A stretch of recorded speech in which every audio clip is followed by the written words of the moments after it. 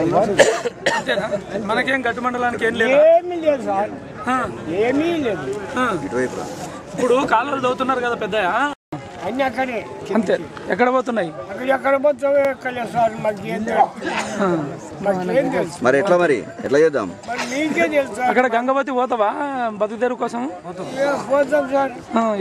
ఏం చేస్తారు అక్కడ పోయి? ఎంత శాత కాదు కదా అంత పరిగెడుకునేది. వరికొత్తలు వస్తారు, నాటేస్తారు ఇట్లా బతాం సార్. గట్టు మండలంలో ఎన్ని రోజులు ఉంటారు? అక్కడ ఎన్ని రోజులు ఉంటారు? 3 నెలలు 4 నెలలు అక్కడే ఉంటారు సార్. 3 నెలలు 4 నెలలు అక్కడ ఉంటారు అంతే చూడు సార్. మళ్ళీ హైదరాబాద్, బెంగళూరు. ఈ నుండి బెంగళూరు కూడా పోతారా? ఎవరు లేరు గట్టు మండలం అనేతోటి కానీ ఏమీ లేదు. గడ్డి పడింది గట్టు మండలం, గడ్డి పడింది సార్, ఏమీ లేదు. అయితే ఇప్పుడు ఎన్ఆర్ఐ అంటే ఇక్కడ నుంచి పోయి అమెరికాలో ఉండే వాళ్ళందరం కలిసి, ఇప్పుడు మాకు రాజకీయాలతో సంబంధం లేదు, నేను ఇంతకుముందు చెప్పినట్టు. కాకపోతే మీకు ఏమైనా సమస్యలు, స్థూలమైన సమస్యలు, వ్యక్తిగతమైన సమస్యలు కాకుండా గ్రామ స్థాయిలో, మండల స్థాయిలో ఉండే సమస్యలు ఏమన్నా చెప్తే మేము ఒక నివేదిక తయారు చేసి ప్రభుత్వంతో కూడా మాట్లాడే అవకాశం ఉన్నదన్నమాట.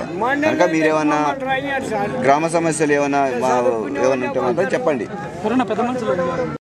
అందరు ఇట్లా పడితే ఒక 24 గంటల్లో సెట్టింగ్ అయితే ఇట్లా పట్టాలి.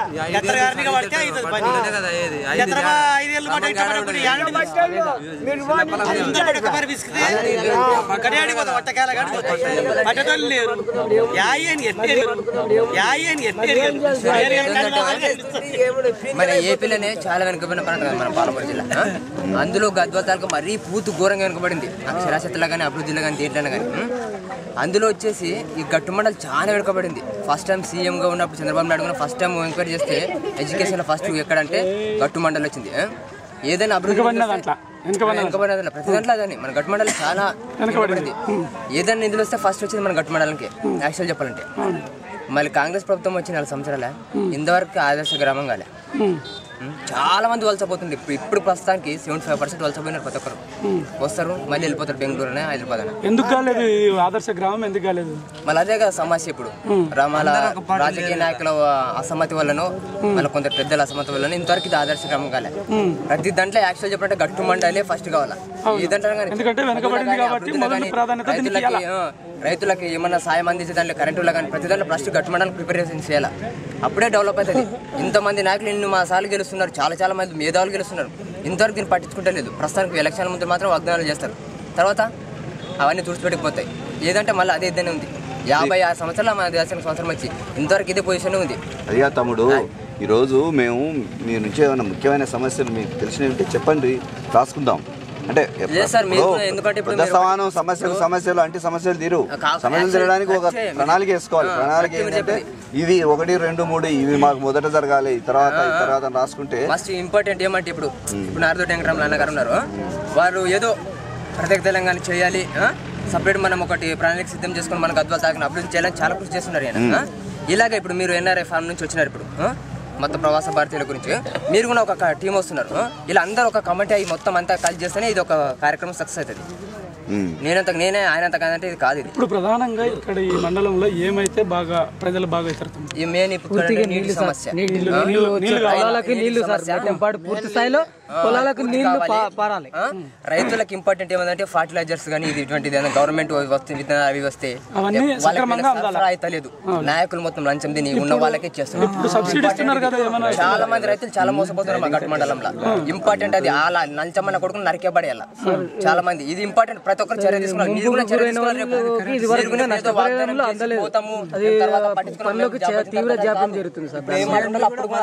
ప్రతి ఒక్కరి తరఫున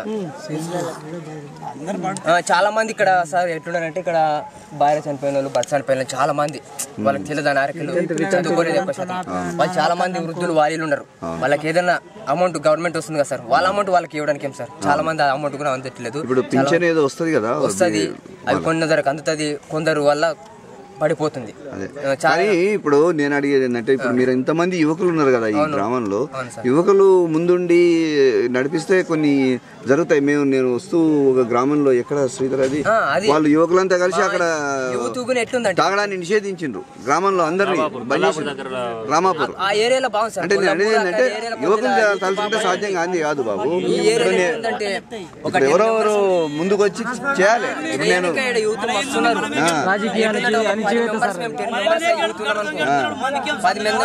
చేయాలని పోతే మధ్యలో ఎవడో వచ్చి కాసి చెప్పు భయపెట్టింటాడు. ఎందుకంటే వాళ్ళకైనా పుష్ ఉండాలి బ్యాక్ సైడ్ నుంచి. మీలాంటి వాళ్ళు ఎవరైనా వచ్చుకున్నా మేము కూడా ఉన్నాం బాబు, మీరు చేయండి, మీరు ఆ కార్యక్రమం చేయండి, మీరు ముందు నడిపండి, మేము వెనక నుంచి ఇలా చేస్తాం, నడిపిస్తాం, మీరు నడిపండి అంటే దానికి యూత్ సదస్సు ఈ గ్రామ ప్రజలందరూ సహకరిస్తారు. ఇక్కడే సహకరించారని లేదు, ఖచ్చితంగా 100% సహకరిస్తారు. చాలా మేధావులు ఉన్నారు గట్టు మండలంలో. ఒక కార్యక్రమం మంచితనంగా చేస్తాము అని ఆ యొక్క వ్యక్తి పైన నమ్మకం కుదిరిందంటే 100% ఆ యొక్క వర్క్ చేస్తాం వాళ్ళు ఈ గట్టు మండలం మాత్రం. దీని గురించి మాత్రం ఫుల్ సహకారం ఉంటుంది సార్. మేము కూడా మంచి కళాకారులు పేరుగా ఒకటి నీళ్లు కావాలి. Water sir important. నీళ్లు త్వరతిగా అందాలా సార్. నేను సార్ వాళ్ళకి చేస్తుంది సార్ నిర్వాసితులకు పరిహారం అందేదండి. పరిహారం సార్. అసలు తీవ్ర ఏదైనా ఇప్పుడు యూత్ ఉన్నారనుకోండి సార్, ఏదైనా గవర్నమెంట్ ఏదైనా స్కీమ్ వస్తుంది అనుకోండి సార్, ఏది అది ఇంపార్టెంట్. గ్రామంలో సర్వే చేయండి, అందులో ఎవరు యూత్ ఎక్కువ వెనకబడినారో వాళ్ళకి ఏదైనా సహకారం అందించండి. అట్లే సార్ రికమెండ్ మీద అది యూత్ మొత్తం అక్కడనే స్కీములు మొత్తం అక్కడనే మింగేస్తున్నారు. రికమెండ్ మీద ఎవరికి ఉపాధి సరిగా జరుగుతుంది. ఇప్పుడు సిఎంఆర్ఐ పిఎంఆర్ఐ కానీ ఏదైనా లోన్స్ కానీ ఇవి ఎండి ఆఫీస్ నుంచి ఏమన్నారని యూత్ ఇప్పుడు ఈ రోజు ఈ యూత్కి ఇచ్చినారంటే రేపు నెక్స్ట్ ఇంకో యూత్కి హెల్పించండి. అట్లా లేదు, అది రికమెండ్ మీద వెళ్ళిపోతున్నాయి మొత్తం. చాలా మంది అట్లా డెవలప్ కాక హోటల్లో పనిచేస్తున్నారు. హైదరాబాద్ డిగ్రీ చదివిన యూత్ మొత్తం మా ఫ్రెండ్స్ ఇప్పుడు హైదరాబాద్ హోటల్లో డిగ్రీ చేసిన వాళ్ళు కూడా చాలా మటుకు అసలు కనీసం వచ్చేటువంటి గవర్నమెంట్ కూడా అందకుండా రాజకీయ ఇది వల్ల దీనిపైన అందరూ మంచి కమిటీ స్పందిస్తే పరిస్థితి సార్ చాలా కన్ఫ్యూజ్ అవుతున్నారు ఇక్కడ ప్రజలు. ఏది వస్తుంది స్కీమ్ అనేది తెలుస్తలేదు, అలా చేస్తున్నారు తరన్నారు. ఇది కావాలా చాలా అత్యంత వెనుకబడిన ప్రాంతం. కానీ ఎక్కడైతే పలుకుబడి గల నాయకులు ఉన్నారో ఆ ఊర్లే మొదలు ఆదర్శ గ్రామాలు అయినాయి. అంటే అధికార పార్టీ వాళ్ళ నాయకుల గ్రామాలే ఆదర్శమైనాయి. ఇంకా మిగతా ఎవరు లేని దిక్కులేని ఊర్లని పట్టించుకునే వాళ్ళ వ్యక్తిగత స్వార్థ కొట్లాడే వల్ల ఇప్పుడు జనాలు బలి చాలా మంది ఇక్కడ కళ్ళు తాగి అది తాగి చాలా మంది ఇంకోటి సార్ మొన్న వర్షాలు వచ్చినాయి, పెద్ద పెద్ద వర్షాలు, చాలా పొలాలు నష్టపోయినారు, వేల పంటలు నష్టపోయినారు. ఇంతవరకు వచ్చిన పైసలు కూడా మధ్యలో తిన్నారు సార్. నష్టపరిహారం ఇలాంటిది ఇది వరకు అందలేదు సార్.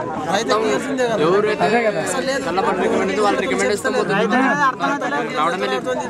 ఎవరైనా దౌర్జన్యం ఆడితే నువ్వేమరే దౌర్జన్యం భయపెడతారు వాళ్ళు పెద్ద నాయకులు భయపడిపించారు. ఇలాంటి వాళ్ళు ఎవరైనా వచ్చి ముందరకు వచ్చి చెప్దామనుకుంటే ఏమైనా సమస్య ప్రభుత్వం ఏం చెప్తుంది సార్, పంటల బీమా ఇస్తున్నాము రైతులకి, నష్టపోయిన వాళ్ళకి అన్ని విధాలుగా ఆదుకుంటున్నాం అంటున్నారు. కానీ బ్యాంకర్స్ మాత్రం అక్కడ వాళ్ళు చెప్తారు అంటే వాళ్ళ యొక్క నాయకులకి మంచి మంచి మేధావులకు మాత్రమే, మిగతా వాళ్ళకి ఎవరికి అందట్లేదు సార్.